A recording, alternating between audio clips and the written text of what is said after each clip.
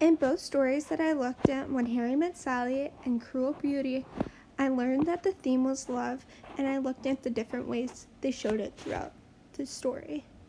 Harry and Sally meet several times before they finally become friends, but throughout the story, they struggle with their relationship, trying to decide whether two friends can be more than just friends. In the following clip, Harry talks about just being friends with Sally. Staying over? Yes. Would you like to have dinner? Just friends. I thought you didn't believe men and women could be friends. When did I say that? On the ride to New York. No. I never said this.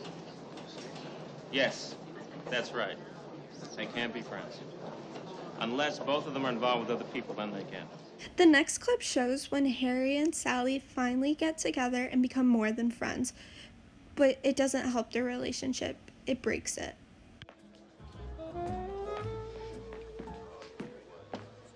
I don't see that, Harry. If anybody is the dog, you are the dog. You want to act like what happened didn't mean anything. I'm not saying it didn't mean anything. I am saying, why does it have to mean everything? Because it does. And you should know that better than anybody, because the minute that it happens, you walk right out the door. I didn't walk out. No, sprinted is more like it. We both agreed it was a mistake. The worst mistake I ever made. After Harry and Sally's fight, they stop being friends, and Sally stops communicating with Harry until the following clip.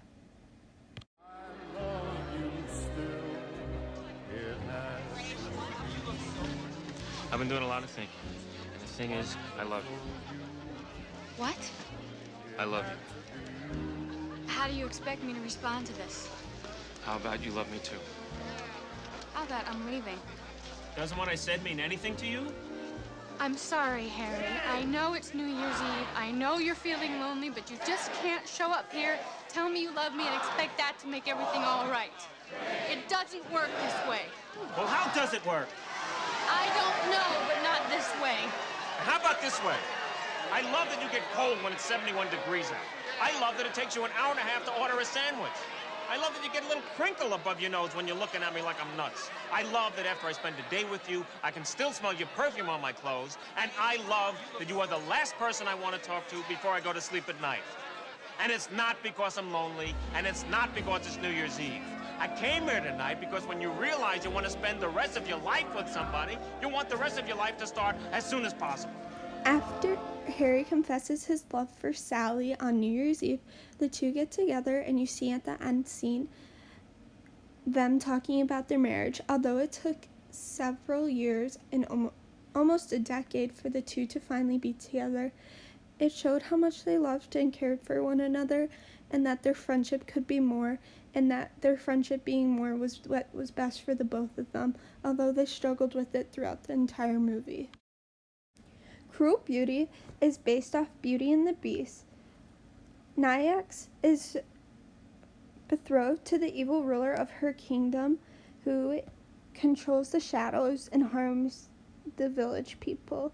Her father was desperate and struck a deal with the man, promising his daughter, but instead his wife died.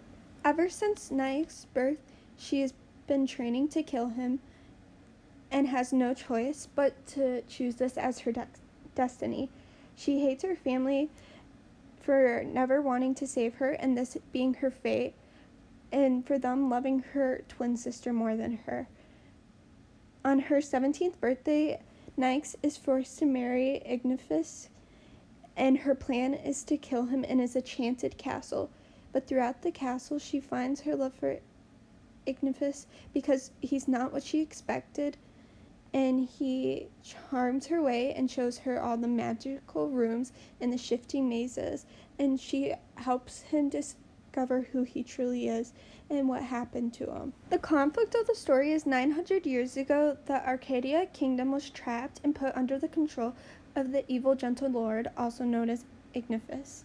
He lets his demons terrorize the city and driving the village people insane, but no matter how many people bargain with him or tribute to him, he never stops the people from being harmed and never sets them free. Nyax learns that the gentle lord isn't there for his own benefit. He's being trapped by the kindly ones, part of the Greek mythology. Shows love not only to Ignaphis but also to her family, staying loyal to them. And even though she's in love with Ignaphis, she promises her twin sister, who she loves, that she will take care of him for her sake. Nyx figures out a way to defeat Ignaphis, but when she wakes up, she finds out she is getting put in a part of the village ritual, and no one remembers what happened, and it was as if the gentle lord never existed.